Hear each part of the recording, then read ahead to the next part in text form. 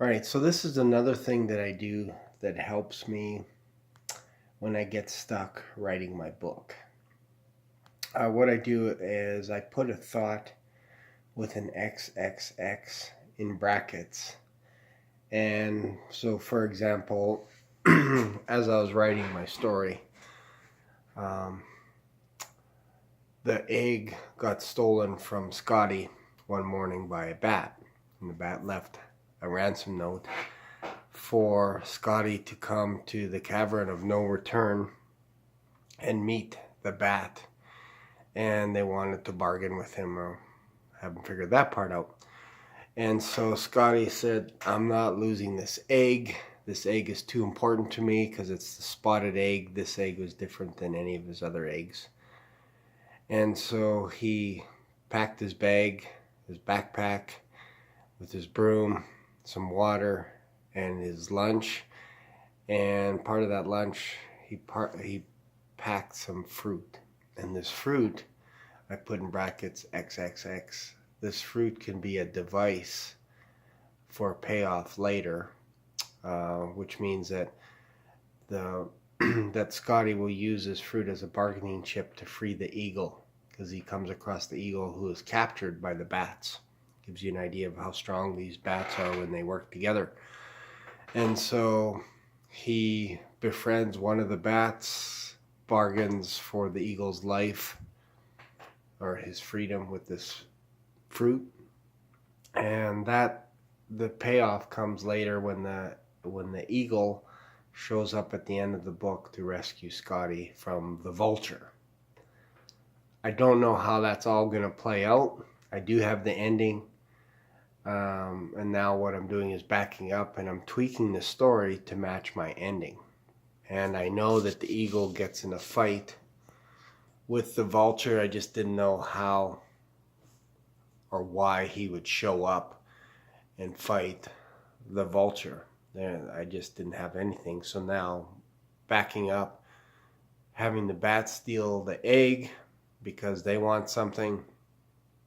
And when Scotty gets to the cave, he realizes that there are others captured, and one of them is the eagle.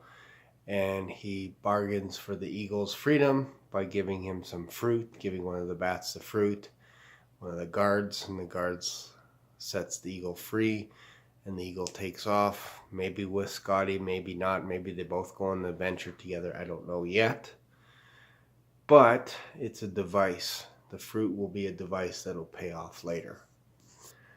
So what I do, like I mentioned, is if I'm stuck on something, I will write XXX and put it in a paragraph on its own line, its own paragraph separate from everything else, and then I just continue writing. So that way when I'm finished my book, then I come back to that and I clean it all up. That helps me to prevent myself from getting stuck for too long. It's okay to get stuck, but you have to quickly figure out a way around that. And for me, putting a thought in process, it could be something as simple as, I'm stuck. I don't know where to take this character. I will come back to that later. You just type that in, put it in a parentheses with XXX, and that should help get you through a stumbling block or a writer's block. And that's what I do, because my goal is to keep writing. Ideas will pop into your head. I didn't know how to write the ending. I was like, I need an ending for my book. I don't know how to write it. So then I thought, I'm going to focus on the ending. So I wrote the ending out. It took me about an hour. And I have it. So now when I go back through the book, I can go, oh, this doesn't make sense. But I'll come back to that. I'll just put that in a paragraph, XXX, and say this might be deleted later. Come back to it. And then I just continue on. I don't delete stuff out of there. I want to keep moving forward. That's the plan. So again, thank you for watching this video series on how to spot a chicken hawk. I hope it helps. These videos are actually helping me because I can digest the process of writing a book and actually figure out the whole journey. of writing the book, which I think is what it's about in the end. So there you go.